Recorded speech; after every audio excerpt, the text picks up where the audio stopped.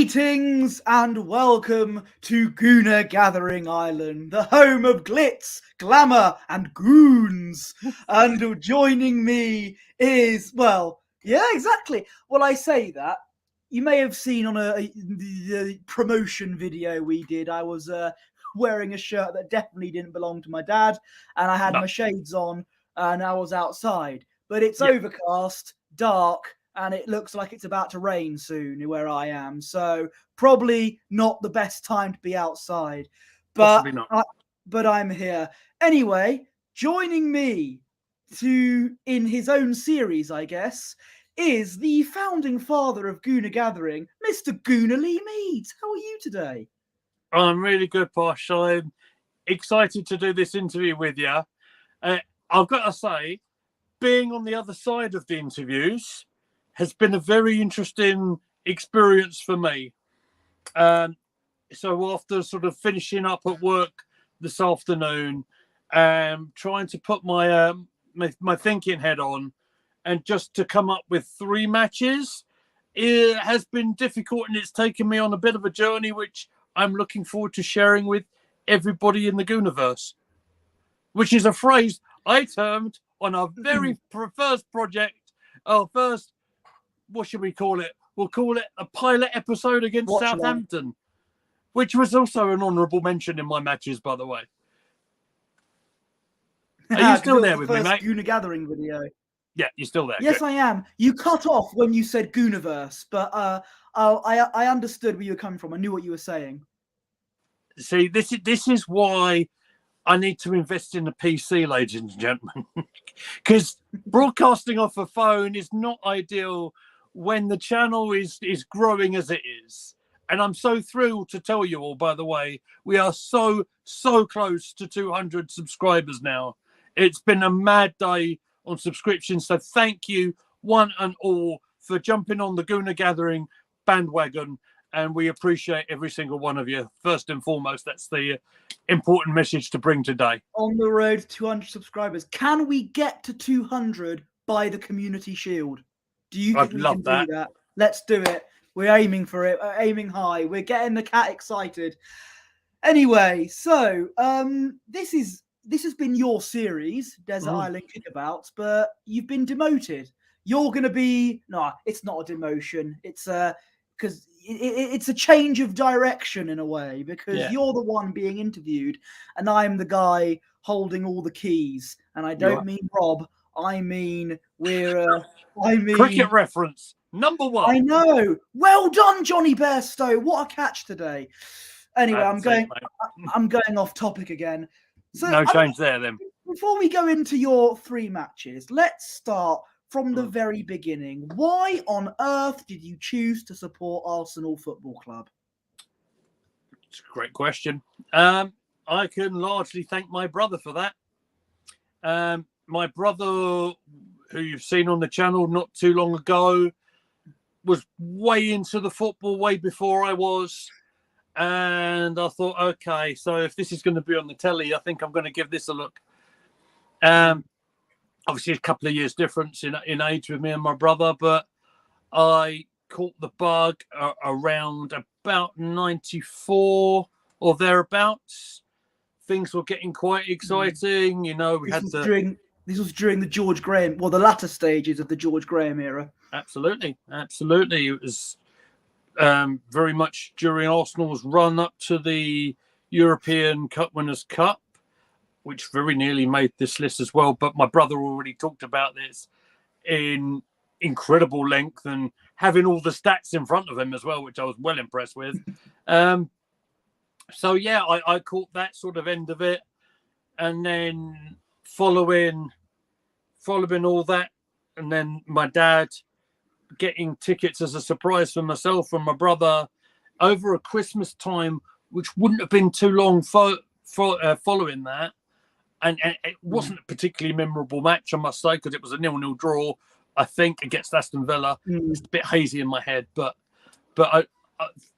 then the going into Highbury, going through the tube station at Arsenal, going through the tunnels, then going through the North Bank, and then being greeted by a live band in front of us, it was just sort of blew my mind. Then going through the concourse, and then you're getting out of that, and then down the steps to the hello turf, and it's very much like Jez said the other day. Actually, it really took my breath away, and I was from that day forward. Here he is. You just cut off there, but you're back. I saw it go. I heard you. As long as you can hear me. We are professional, honestly, boys and girls. We are. No, everything's fine. But no, and it cursed me for being a young man, because I always wanted to experience going to a game in Highbury. I've been fortunate to go to the Emirates a couple of times, but I've never been to Highbury, and it's always been something that I wish I could have done if only I was born maybe 10 or 20 years earlier. But, you know, Can I tell you that every time I have gone up to the Emirates since, I make a purposeful visit up to the old West Stand at Highbury, and I pay my respects to the old girl, because, you know, it just brings back so many really nice memories. Even this is a good one. When I met Wrighty's boy, I met Sean Wright Phillips outside of Highbury at the West Stand after he'd scored for Manchester City in a 1-1 draw against us. Then he came out the doors, he past the Herbert Chapman statue. Yeah. And he'd come out, and there was a group of probably about 30 of us that just was hanging out outside, not expecting anyone to come out. And he just spent his time. He was such a lovely chap to come out and speak to everyone. He shook my hand, and he spoke to everyone around. It was a really nice experience. I always remember that when I go up there. And yeah, it's you know, obviously it's the history of the club that meant a lot to me, and going up to see it like that, it's like Arsenal in one form, and was kind of morphed into or evolved into a different sort of animal now, and we're kind of getting on the road to becoming, some would argue, what we should have been years ago, if you like. We could have been on the road to get in big like Premier League wins more regularly in terms of titles and stuff, even Champions League perhaps, who knows. But the decision was made that Highbury was too small for us. And in fairness, you know, the old girl she held 38,000, and you know, even in some of the League Cup games and stuff that are played at the Emirates these days, you'd easily squeeze, you know, easily have 60 in there. On it doesn't even matter who you're playing. There'll be plenty of people there. So we had to move on, is what they told us. And you know, I get it. It was sad, and it's never the same when you move away from your home ground. But it's what it is. No.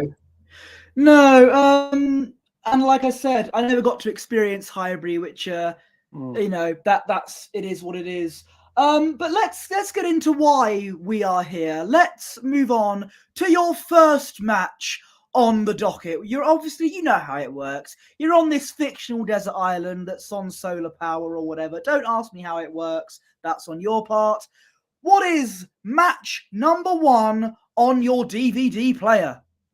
Right, so I'm going to take you all to March of 1998.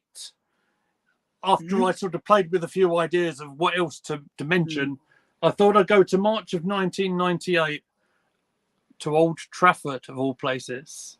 And the match that I'm thinking of is Manchester United 0. It was Arsenal 1.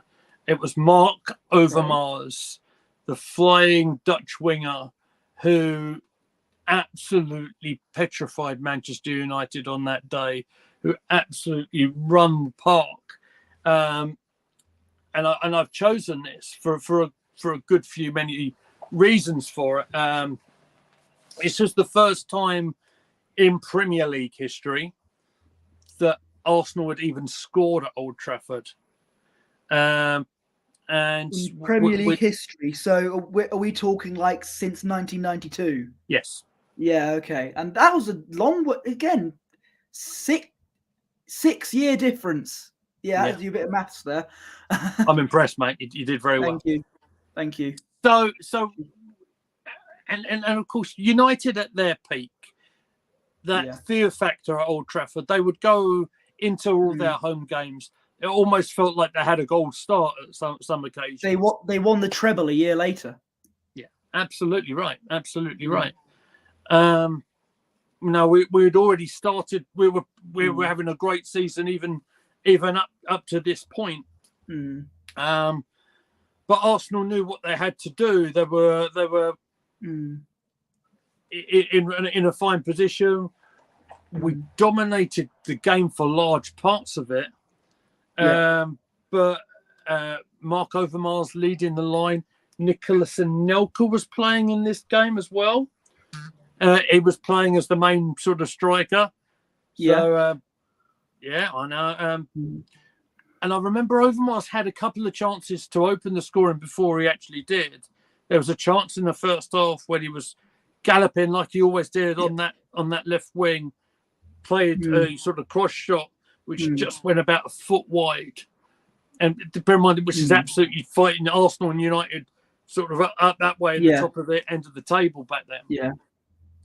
Then I remember my heart going to my mouth as Lee Dixon misplaced the pass across our back line, which Andy Cole lynched upon. And our goalkeeper of the day was Alex Manninger. And familiar name. Big Alex Manninger. Yeah, I know. Very much David Seaman's number 2 for a long time when he was at Arsenal. But in this run of that season, he had a crucial part to play in Arsenal eventually winning the league. Probably about 2 months, I think, down the line. My memory is pretty much spot on. Arsenal secured the league title in a 4-0 win at Highbury against Everton, if I remember rightly, to pick up the title. But this was that moment where you genuinely believed it could happen. And there's a famous clip. There's a famous clip of a fan absolutely losing his mind in the crowd. Was it you? It wasn't me. No. You probably had the same reaction, it wasn't. I'd love it if it was, but the pure joy, you could see the emotion because it was so hard to get anything at Old Trafford, man. It was just crazy.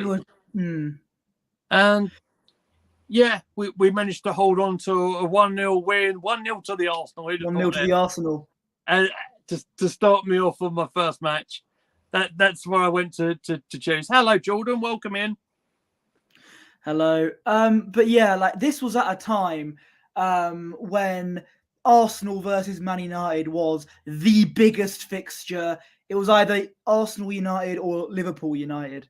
It was either one of those two fixtures that were the must-see in terms of football matches. They were always big grudge matches, and Old Trafford at the time was a fortress to go to. Yeah. United were dominant. They won the treble a year later. You mentioned players like Andy Cole, Dwight York, Teddy Sheringham, Peter Schmeichel in goal as well.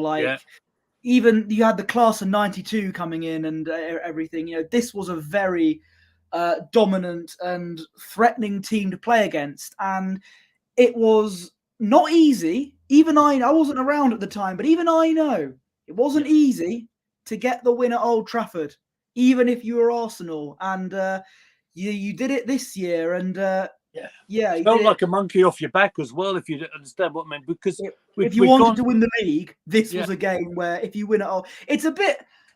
Again, it is a bit like nowadays winning at the Etihad, isn't it? Yeah, absolutely. Yeah. And that Wenger against Fergie time as well. Yeah, was some of the best high-paced competitive matches that you'd ever seen. And it was really, really good, really fun to get watch the football in that sort of time. It was good fun. first of all, Jordan, if you're talking about the present day, yeah, you beat them 7-0. I remember. Their title challenge lasted just over a week. And Luke Chapman says, have you got the new Northampton Town away kit? No, I've got nothing against Northampton Town, but I'm not a supporter of them. I'm an Ebbsfleet United supporter. I'm bemused why Luke has asked that question in our chat, to be honest. My dad does know a former work colleague of his. His name's Perry Timms, and he supports Northampton. So, I mean, I remember a Lee Chapman playing for Arsenal back in the day. I remember I know there was a Lee Chapman who played for Leeds. Was that the same guy? That's the same one. But there we are. But yeah, he never planned to come up in the conversation tonight. No, absolutely not. But yeah, so that's the first match. Very good choice. And as you do, we're gonna just break it up into a part here. Is there a particular song you want to add on the playlist in the Desert Island? Or did you plan in that advanced yet? Because there is a question that you asked me that I'll ask you down the line. I thought you might. So, I thought you might. So this one was sort of playing with a few songs that my dad played when he was in a band. This is something I've rarely spoken about. You could talk about your band. This is your chance. My dad's band. This is where a lot of the influence of me getting involved in doing a load of music and stuff came from, because probably even before I was around, but so I was born, so we're talking about 1980s, right?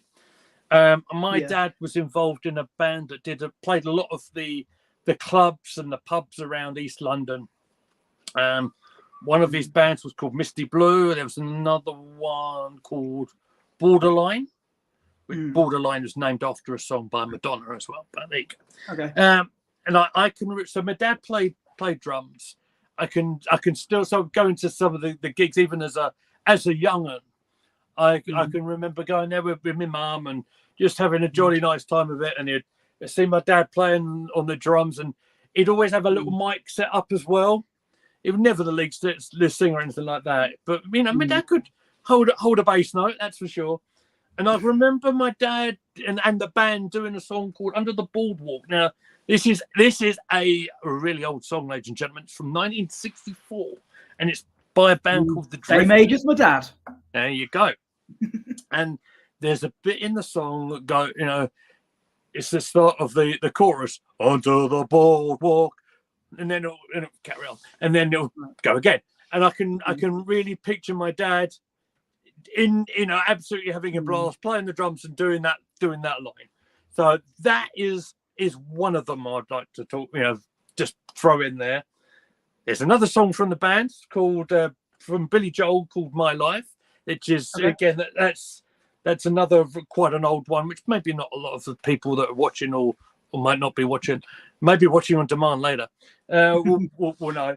But I kind of settled on for one of the most iconic songs of my generation, and it was a George Michael one. You probably know where I'm going now, because it's "Careless Whisper." Yes, I believe you called it baby making music. Oh yeah, baby. Don't get any ideas, boys and everything. But it's just one of them. It's just one of them songs that George himself was just an incredible singer, and obviously my generation, 1980s, very handsome man, and that song was just full of emotion and meaning, and you've got that saxophone solo in it. It's just a wonderful piece of music which I could listen to all the time. Big shout out to my friend Vicky if she actually watches this at some stage, because George is she loved George Michael as well.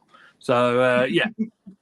Fun fact, my before George Michael was gay, my mum apparently had a huge crush on him back in the day. So did my mum. Yeah. Well, to be fair, the way they shot their videos as well, Wham as well, particularly, it was the style at the time, but it was you can't deny it.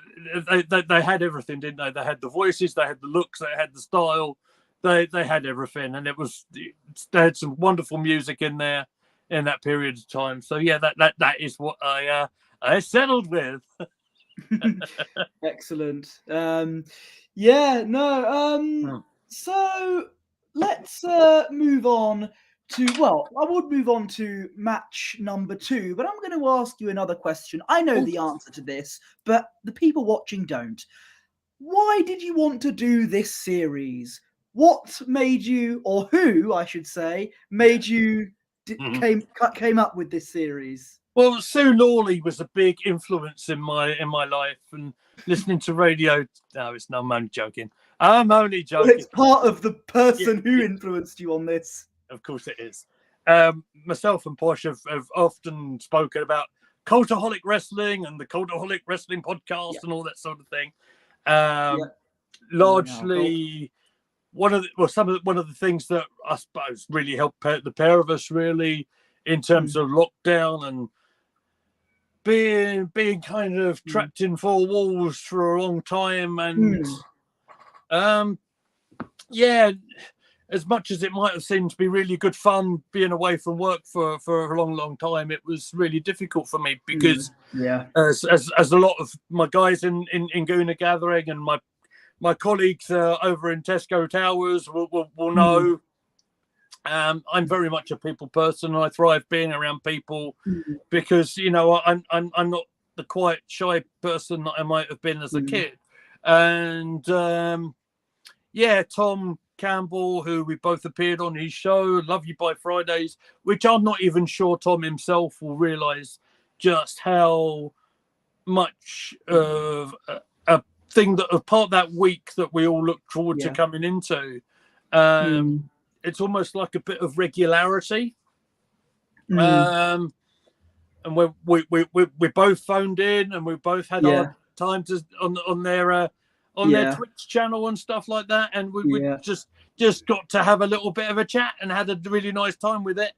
And then obviously Tom, who presented that, he's got this fantastic series on their YouTube channel and on their podcast feed, in fairness, and it is called Desert Island Graps, and he's had the chance to interview a heck of a lot of talented. It's a big old back catalogue. Yeah, absolutely, all the way up and down it, and it's just some of the best viewing that I've ever seen on YouTube. In fairness, I'm not even messing about on this stage, because it almost feels, for a lot of people, like when he interviewed Adam Pacitti, the big dog on the channel.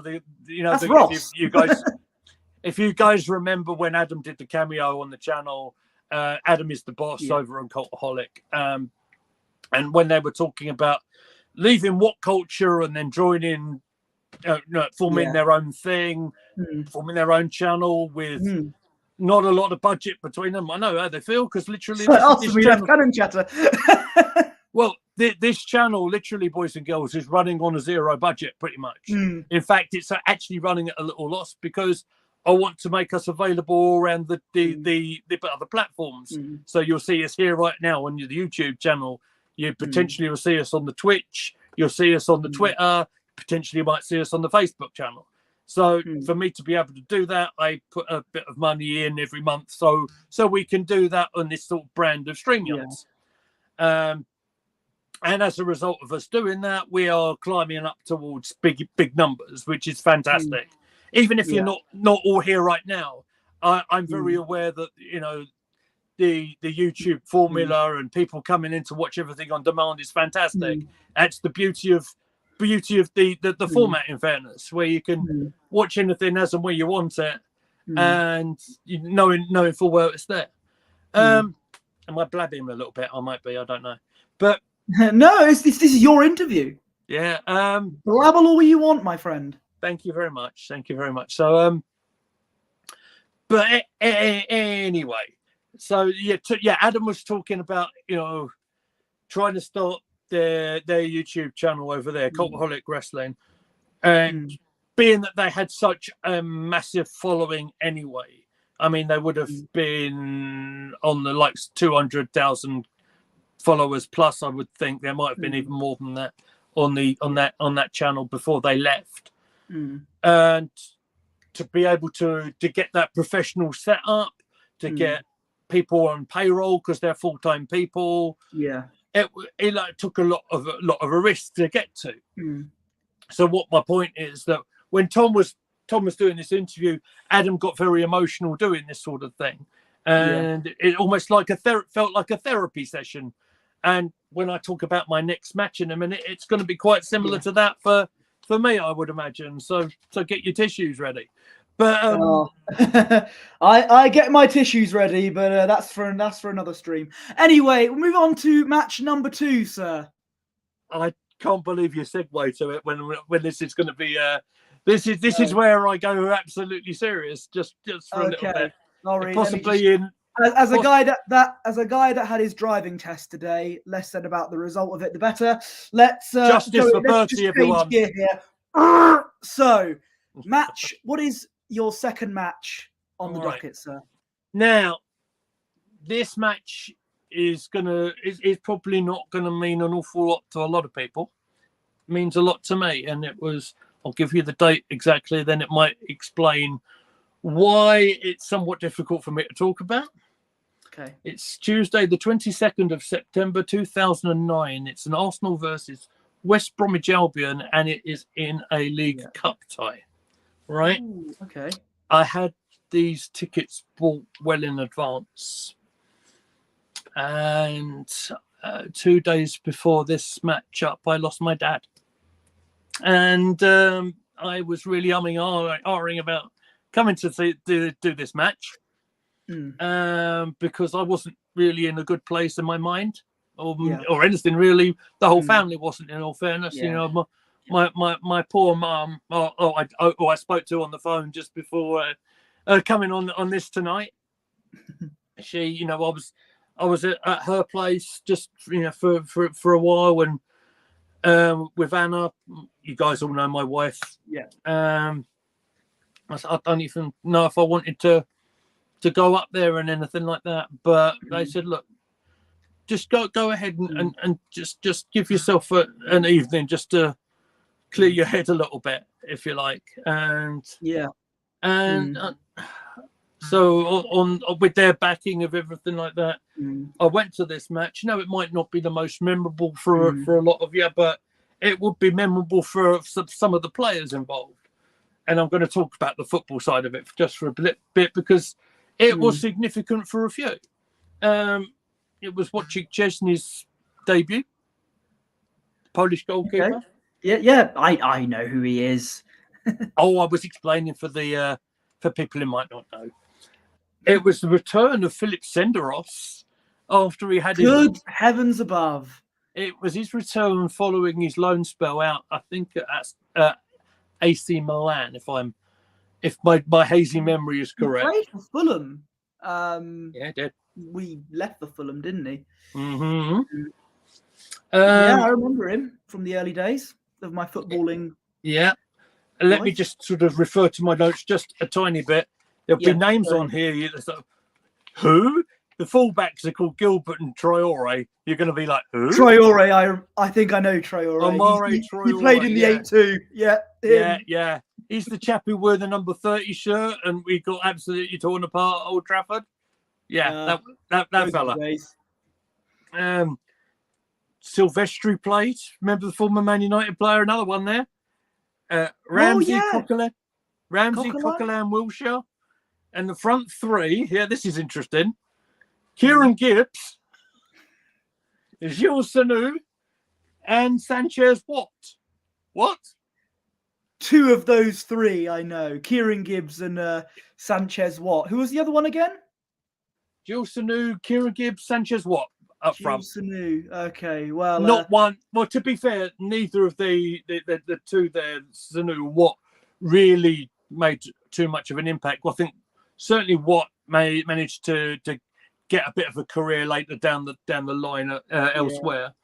But the inspiring performance of the night if you're talking about football, was actually a substitute, and it was Carlos Vela, the Mexican international. Yeah. Who came on, and he shone class from about the 68th minute, I think, when he came on. He was that shining like that little bit of a spark in the game. I think he had part to play in Sanchez Watt's goal, which absolutely sent a whole load of emotion down my body. I can tell you that much. I spoke about the story of my first experience at Highbury, and I kind of had a sort of, I don't want to call it an out-of-body experience or anything like that, but a massive sort of flashback of everything from that sort of time. And then, we managed to win the game 2-0. It was Vela who scored.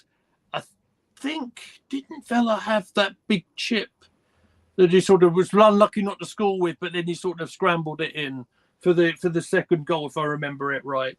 I mean, I don't know. It was a while ago, and I've rewatched that sort of on the way home this evening on the bus, which was, it kind of stirred a few things in my head. Jerome Thomas, former Arsenal youth product, got sent off in that game as well. So that rings a bell, Jerome Thomas. Yeah. But what might have been a bit of a mundane kind of memory and not so memorable of a game. Personally. For me personally, it was quite a night going up there with so much baggage on my shoulders at the time. It was much needed in some, just to get back to some sort of normality. I had the ticket booked already and everything like that, but it was a very difficult time. But you know, it's even the date has always been in my head. So I thought it would be quite a significant one to talk about. I completely understand. I understand why you wanted to talk about it, because although it might not be a significant game for maybe some people watching, if a particular event, like, as you said, your late dad passing away, and if that happened in the midst of everything, and that game will always stick out. And an example like, both of us are gonna be all morbid here, because I remember a particular game between Ebbsfleet United and Hemel Hempstead. Right. Because that was the day, 2 days before my granddad's funeral. Right. And me and my dad went there to distract ourselves. And it was a good distraction because we won 6-0 that day. So, cheers, Ebbsfleet. But no, we always have these games where it might be a bit of a nothing game to some people, but maybe to us it will mean something completely different. And some of the names on that team sheet as well, it gave me a lot of whiplash. But well, there's some names that Carlos Vela sticks out the most. Yeah. Well, there's two others as well in that lineup, isn't there? There's Ramsey and there's Wilshere. Yeah. Who obviously had massive careers. It was interesting, you know. I listened. Do you listen to the Foscast at all, Ben Foster? I've heard of it. I've not. No, I haven't. Because regarding Jack Wilshere, when they did Soccer Aid and all that sort of thing, Fozzie sat down with them for a little while, and obviously Jack will be forever remembered for a fella that picked up an awful lot of injuries and stuff like that. Of course, he's retired from the game way too early, some would say. And of course now in the Arsenal setup with the under 18 side, I want to say. But when he picked up that first major injury, it was such a bad one that it really derailed his career. I mean, he had moments. Of course, he had moments. We all remember Barcelona. We all remember things like that. Remember him scoring for England and stuff like that. But it had such a detrimental effect physically on his body that when he went for a checkup, I guess a non-football fan kind of doctor was talking to him and saying, what, you're still playing? It was just, wow. That's the severity of what Jack was dealing with. He probably, during his playing time, received so much criticism about, oh, he's injured again. That poor young man who had such an amazing talent, and he should have done so much more in his Arsenal career. Obviously, was hampered by a bad wheel for all that time. Yeah, and people associate injury-prone players with him now because, and I'm guilty of this because I've used this comparison. When Thomas Partey got injured a lot, we said, "Oh, he's the next Jack Wilshere." When Smith Rowe got injured this season, some people saying, "Oh, here we go, Jack Wilshere 2.0." And it's a shame because Jack Wilshere was very much a what could have been type of player, wasn't he? Yeah, oh, absolutely. I mean, it'll be forever remembered in our thoughts looking back at the players from gone by, because he came into the first team very, very young, much like Cesc Fabregas did. It's very, very young age. I think I saw Wilshere, if I remember this correctly, and this is quite a shout if it's right.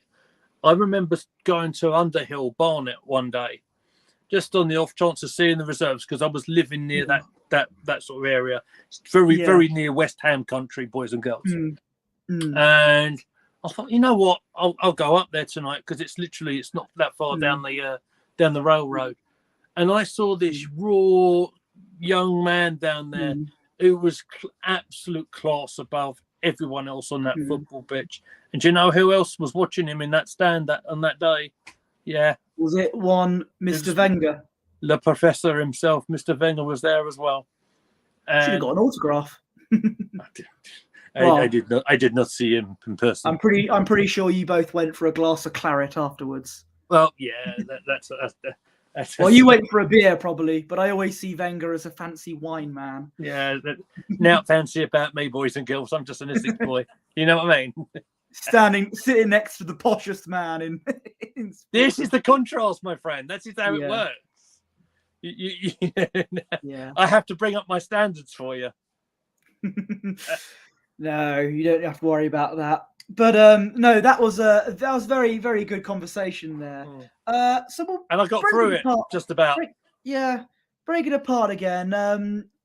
You talk about films. Is there a particular movie that you might want to stick in there? I'm not much of a film guy, so I can't really comment on And yes, I'm aware. You might be familiar with these. You might be familiar with the Cornetto trilogy. I know who Jim Cornette is, but I don't know. Not Jim Cornette, no, not Cornette. I know Cornetto the ice cream, but I don't know the Cornetto trilogy. If I was to mention, people in the chat will probably know the Shaun of the Dead. Hot Fuzz. Yeah. Simon Pegg and Nick Frost. What was the other ones? Yeah, I know what you mean. The third one always is a bit hazy in my head, but I will go to them too. That in particular, World's End. That's what it was called. The third one. Yeah. I will go to them if I ever want to pick my mood up. If my Amy's asleep, by the way, because obviously I can't put a film like that on. You know. Language barriers, Timothy. Yeah. I mean, obviously, I'm a big Peppa Pig fan, and I love. Oh, of course. Love the Sing franchise. Of course. If you've not seen the animated version of Sing 1, Sing 2, it's fantastic. I get to see it almost every day right now. I'm aware of Sing, the first film. I didn't know there was a second one.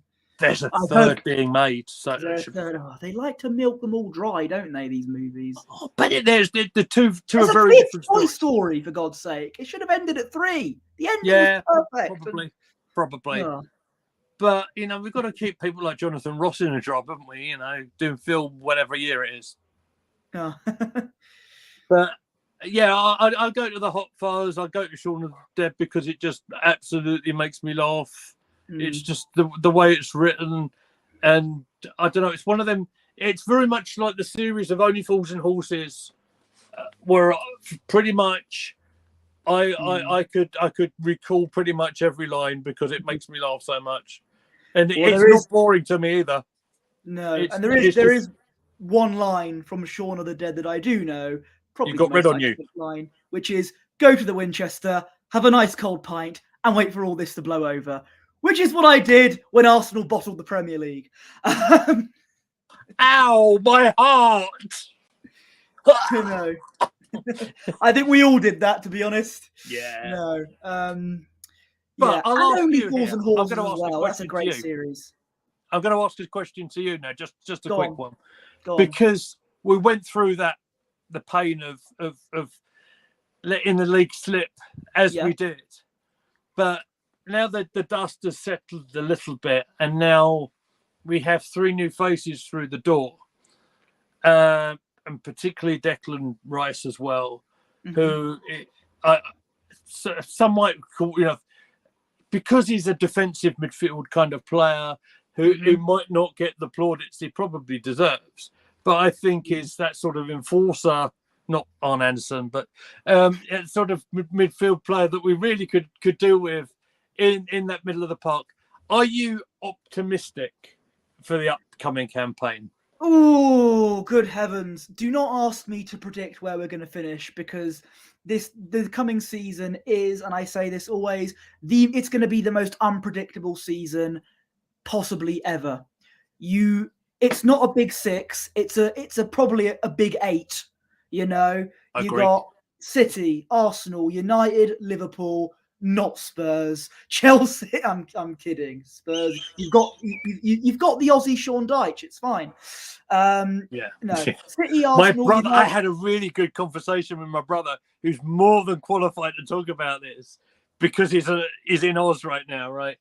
Postecoglou managed the Australian national team at one point, didn't he? And I tell you now, my brother said he'll be lucky the last 6 months at Tottenham. He will not. He will not spend the time there. It's just intriguing. So my brother knows his football. He's a very wise man, like his brother. But yeah, takes after his brother. Absolutely, but basically said to me that he's just not anywhere near tactically aware enough to do it. And but we'll sort of, you shall see. It's one of them moments where I could very easily get clipped here, and then it could be brought up months. Because I mean, of course, he did win the treble with Celtic, but Mickey Mouse could have won the treble over at Celtic. I'm pretty sure I could win the SPL with Celtic, unless, of course, you're managing against Steven Gerrard when he's Rangers manager. Of course. It's funny you bring up Rangers, because I had family. My granddad was brought up literally down the road from Ibrox, so I do keep a good eye on what goes on that side of Glasgow.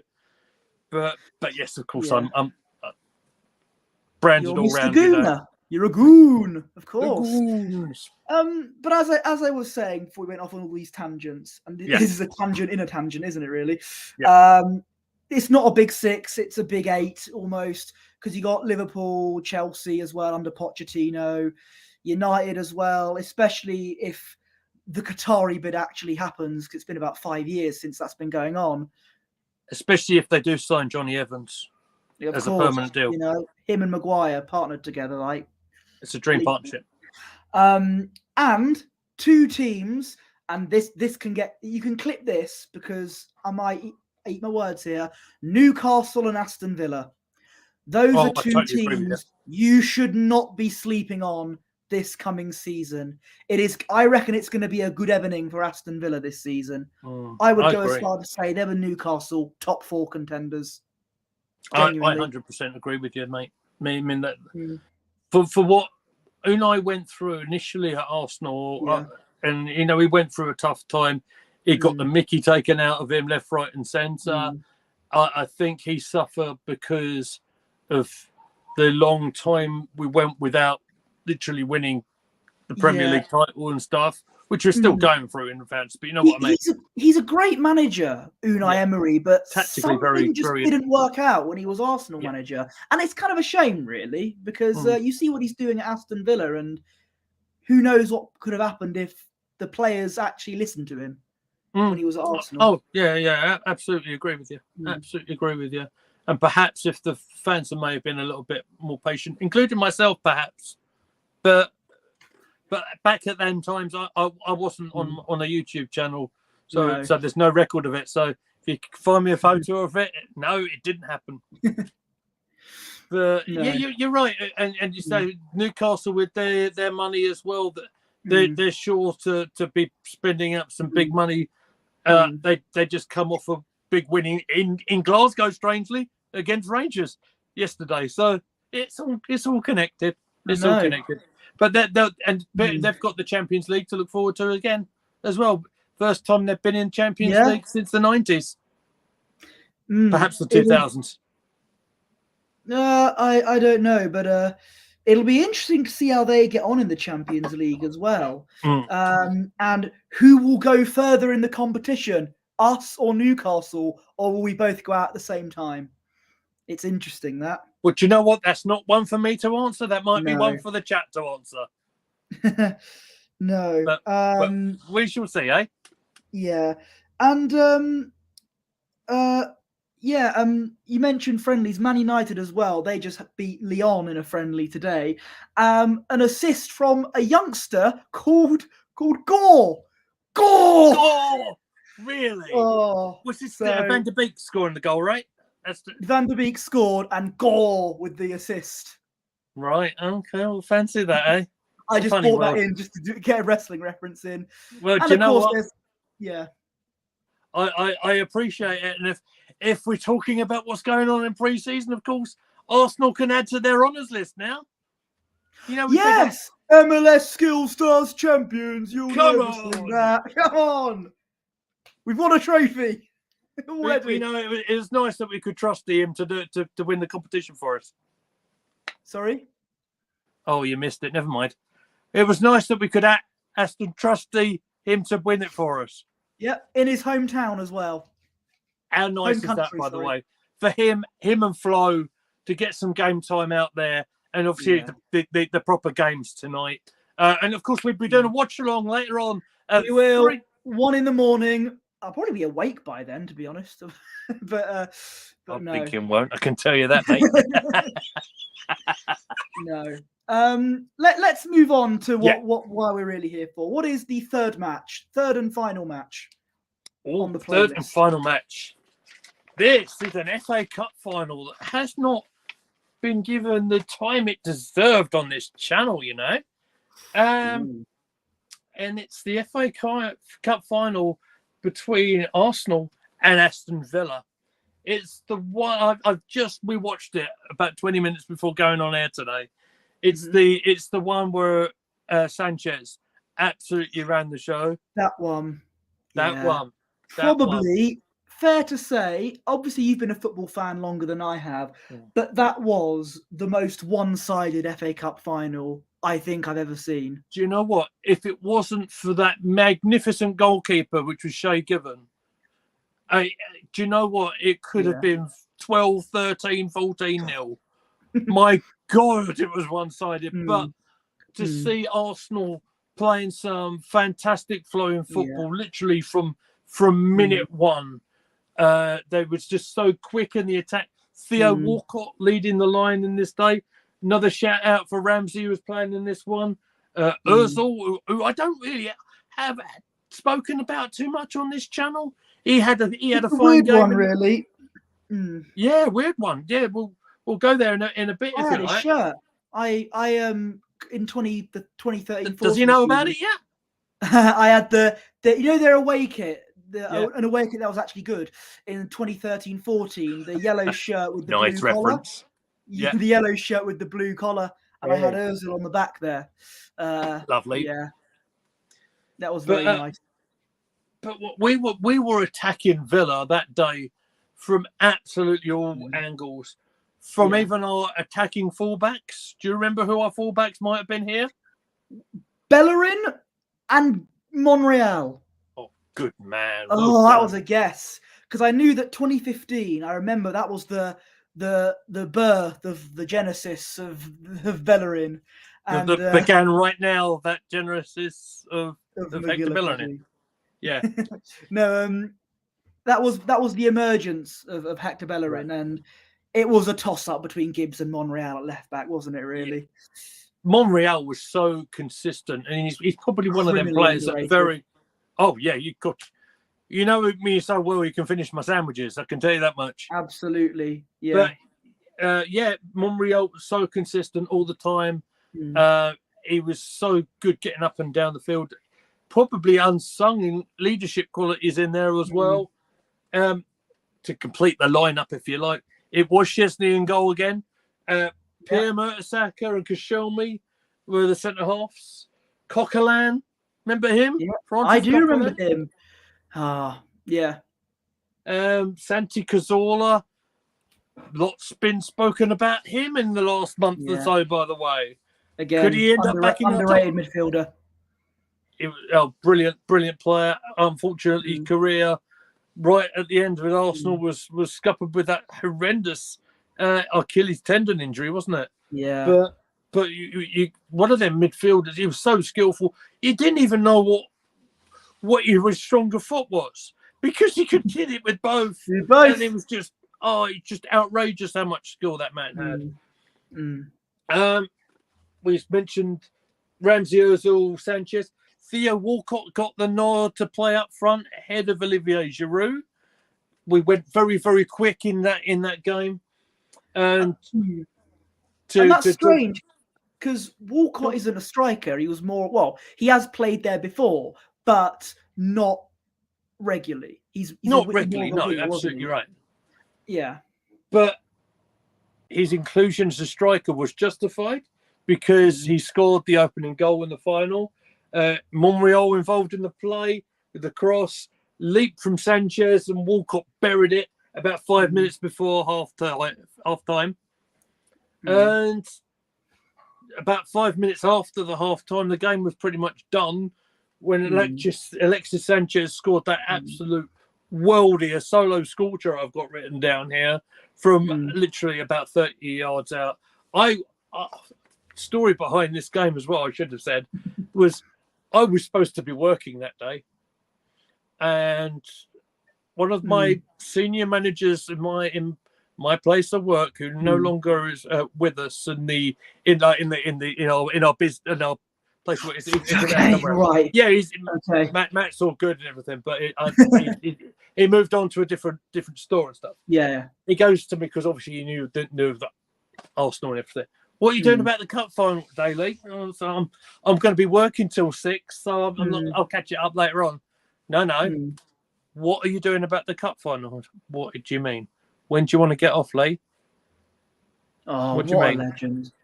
And honestly, it was the most kindest thing that one of my management or anything like that. Just go ahead, go. You go. I'll even pay you for it. I don't even know if I should have said that bit, but he did that for me. And honestly, I was so grateful for that. And it was rewarded. I literally screamed the place down when Sanchez scored, much like I did. I think was it this semi-final prior to this when Mertesacker scored against Wigan? I think that was last year. Not last. No, the year before. Last year, the year before the one you were on about. Yeah, that was the penalty shootout. Yes, it was. That's right, the Kim Kolstrom one. But best kick of his career. Sorry, the only kick he did in his career. Yeah, quite. So we're going in 2-0. It could have been about 8 by then. 2 goals to talk about. One is Per Mertesacker, who scored from a corner, and right at the death, Olivier Giroud came on and he got his goal in the Wembley final. He had the knack of. He got a lot of stick, did Olivier Giroud, but I really liked him. Really liked him leading the line. Left foot was very, very skillful. He's still tearing up now at 35 years old at Aston Villa. No, AC Milan. AC Milan. Correct myself. I'm not playing Football Manager here. But no, and you're not. Where is it? And you're not playing retro Football Management either. Download it now on the App Store. Give us your money, please. Okay. That reminds me, I need to get in touch with them. But it was. You mentioned it was a one-sided cup final, but it was so memorable. and Yeah, it was just an amazing day all round for everyone. That from the senior manager at Tesco to say, look, go ahead and get down the road and watch it. It was very kind. Yeah, good one. Yeah, obviously for a neutral, it's not really exciting to see a one-sided cup final. But when it's us, it's as Bobby Roode would say, glorious. Absolutely, it doesn't matter if it's one-sided. If you're wearing our shirt, mate, we'll take it.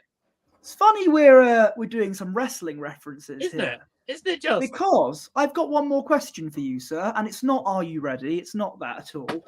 The other, as it may come as a surprise to all of you watching this.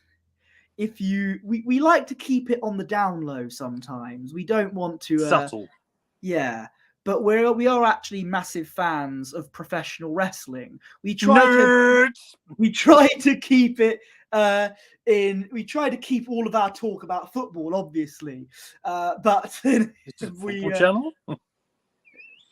Apparently so, but no.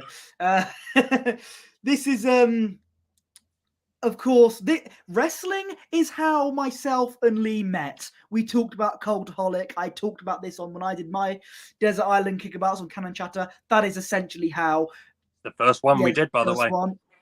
How myself and Lee met. And speaking of wrestling, we've got enough space in the docket for a wrestling match. Is there a particular wrestling match in your back catalogue? Because you got into wrestling before football. Very much Talk about that. When did you start getting into wrestling? Very much when it got big. So we're talking. So WrestleMania 1 was 1985. I remember we rented the videos out from rented physical Blockbuster big video. Blockbuster videos equivalent of. So I got into watching them. Goodness knows they'd be well out of order and out of chronological order, if you like. But if I don't know. It's part of that. I can't believe I've never mentioned this when I was talking about music, to be honest, but somewhat tainted a little bit now, I should say, because of certain person that might have hit some headlines just recently. But oh boy, we're gone. So look, I did a little spell in Joseph and Technicolor Dreamcoat, as some of you will know, and one thing I really liked about that is obviously all the theatre, all the drama about that, and all the music behind it, all the pizzazz, all the atmosphere, and all that sort of stuff, and it sort of goes into that wrestling arena, if you like. If you put up, so people will say to you, right, oh, but it's not real. Don't say. Nor's Coronation Street, right? But, Star Wars. I know. Spoiler alerts there, right? But I got absolutely fascinated with it when you've got that live drama, that one take live drama in front of millions. Yes, and millions. Keep going, right? Of people watching at home, all the thousands in attendance and everything like that. It just fascinated me the way they put on a show that absolutely enthralled you to be trying to cheer on the good guys and boo the bad guys and everything like that. And just the pure drama of it. And of course I wised up a little bit when I was a bit older. Of course I did, but it didn't. It still didn't mean that there were certain moments of watching wrestling that I'm thinking, goodness me, what? One of them, what just happened was indeed the Mick Foley against Undertaker Hell in a Cell match. Is this the one that you're picking for the? It's one. It'll be one of them, but probably my primary pick, if you like, is going to come up in a minute. But it's one of them that I would go to tell anybody. Yeah, okay. So they'll ask the obvious question, right? Yeah. It ain't real and stuff. So look at how Mankind Mick Foley fell from that cell twice. Tell me that doesn't ping, right? But and for me to just the absolute respect I have for them gentlemen to do their thing and get up and carry on doing a matchup like that is just your mouth is absolutely open and it's on the floor when you see something that I remember that kind of live. And kind of live is in perhaps a day or two later from when it broadcasts, because obviously everything broadcasts on very late at Sunday night then. And but past my bedtime, boys and girls. but you just see something like that, you think, wow, how on earth did they do that? But I always say my favourite matchup that I will go back and watch, and it's very apt because of what is going to happen very shortly in this country and at this very stadium. And saw some adverts on London buses recently for it. Yeah, exactly. And I'm going to take you all to a very familiar home for all of us who are football fans as well. So this is quite fun to talk about for me, and it's. I think I might know what you're going to say as well, but I think you do. You do. I'm taking you all up to Wembley Stadium, and I'm going to take you to the main event of SummerSlam 1992, and I'm going to take you to Intercontinental Championship match. Bret the Hitman Hart, defending champion, against Manchester's own, Birmingham's own, British Bulldog. And obviously the hometown feel for the Bulldog. It's kind of sad now, being a bit smarted up about the whole thing and hearing Bret talking about very much of what had happened. I'm not sure I'm going to completely reveal everything that went on our PG channel. But what I will say is Davey Boy was not necessarily in the best of minds. And he's in the middle of the ring with Bret Hart, who could literally have a match with a broom and it'd still be good. And I think Davey's words to Bret, who they're obviously related as well, in terms of like that Davey Boy married Bret's sister. And I think his words were, "I'm not in a very good place," or something like that. Something along the lines of that. He'd forgotten everything that they were supposed to do. So, and I think Bret sort of the month prior to trying to get hold of him and trying to talk for a match, and he had, because Bret was meticulous in how he would plan a match. It just couldn't get hold of him. He arrived in London, and he might have been having a couple of too many sherbets. Is probably the best. But so Bret proceeded to go and guide Davey Boy through one of the most amazing wrestling classics that I'd ever seen in my life, with an unexpected ending as well. The crowd were fantastic. It's the sunset flip into into the holding the leg. It wasn't a finishing move as such. It was an out of the blue kind of.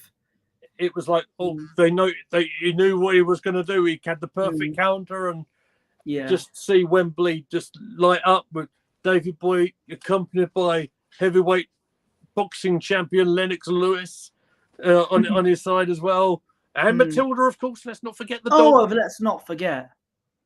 It was Matilda, almost as iconic as Win. Nearly, yes.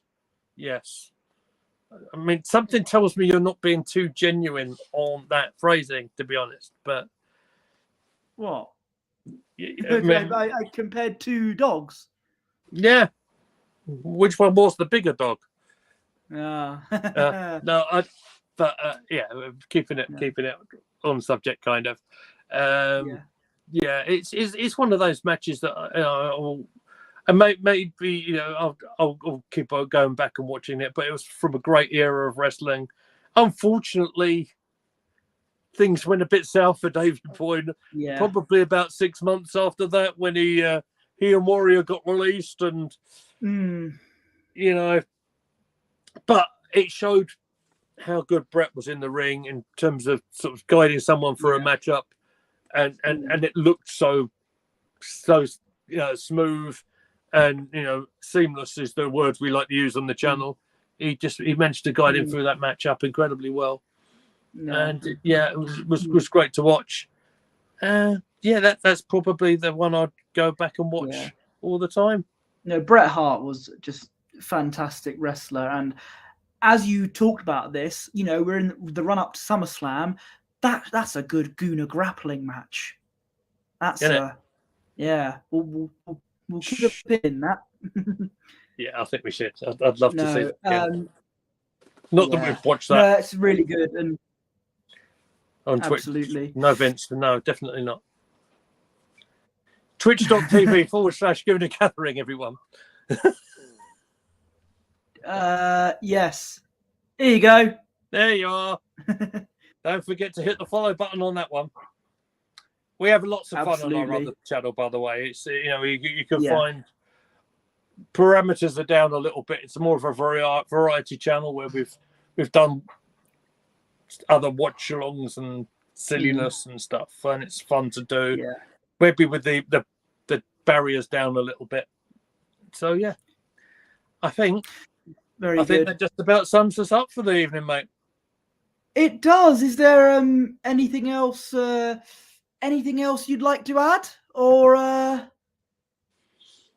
anything else I'd like to add? Well, yeah, anything you'd like to say? I want to say that if it wasn't for the good people over at Cannon Chatter, for example, Stephen G in particular, Lottie as well, if it wasn't for them guys taking a bit of a chance on me and calling me up on the day that Pierre-Emerick Aubameyang packed his bags and went to Barcelona, is every chance I wouldn't be in front of a camera doing this right now. I took on so much on that channel and learned so much. Massive shout out to Lottie, who spent a bit of an afternoon showing me around how to work StreamYards and stuff like that, because I never knew how to do any of that at that time. And then for unfortunately the Cannon Chatter, it went on a sabbatical, if you like, which was unfortunate because I loved getting involved in that, just talking football. I loved performing alongside this man here when we brought up the ideas of doing the chat alongs as well. Yeah.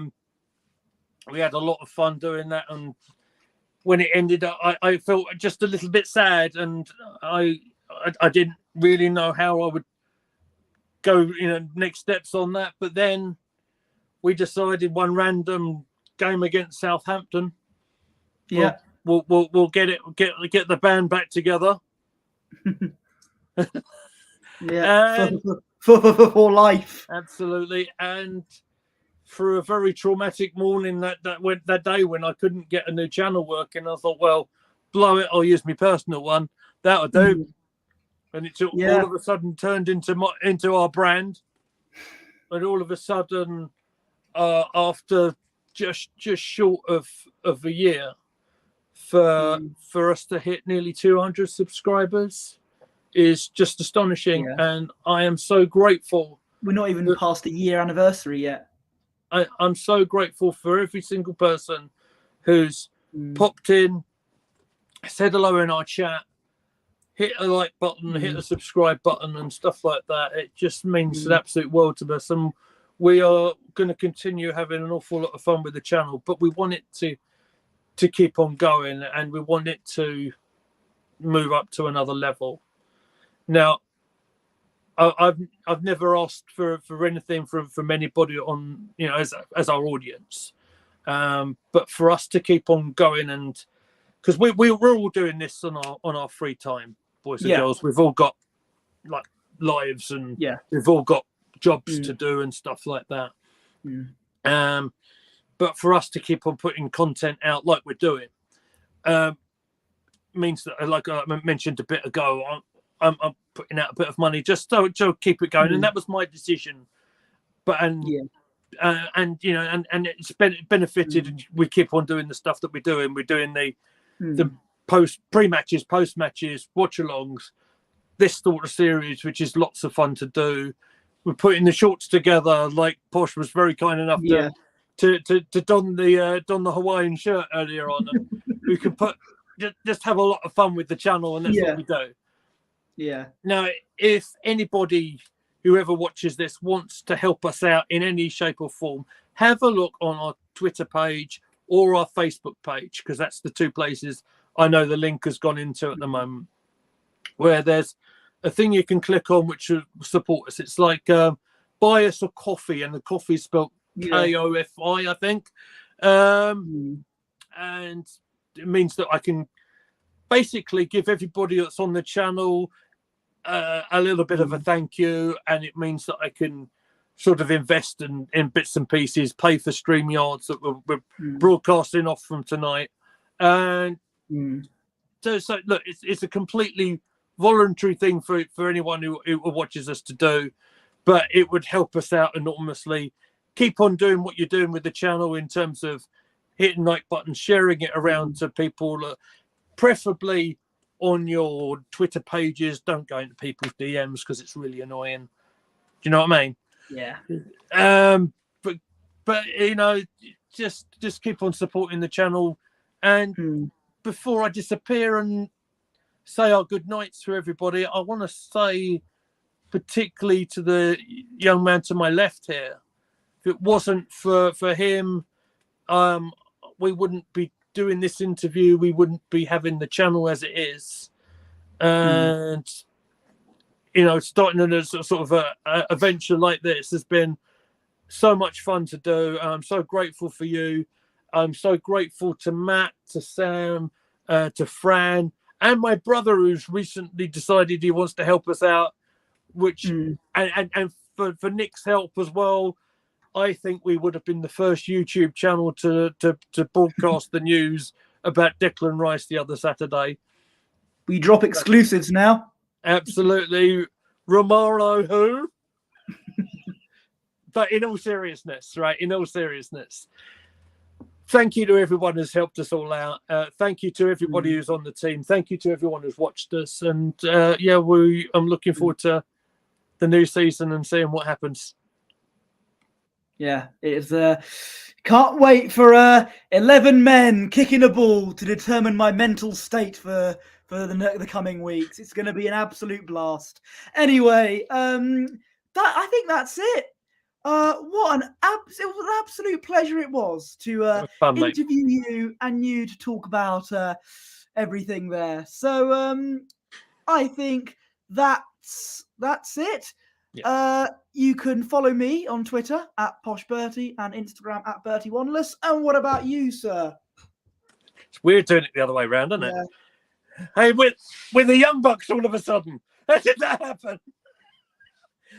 You can find me on Twitter at Gooner Mead. You can find all of us on the channel at Gooner Gathering. Thank you so much to everyone who's watched us. And we shall see you soon.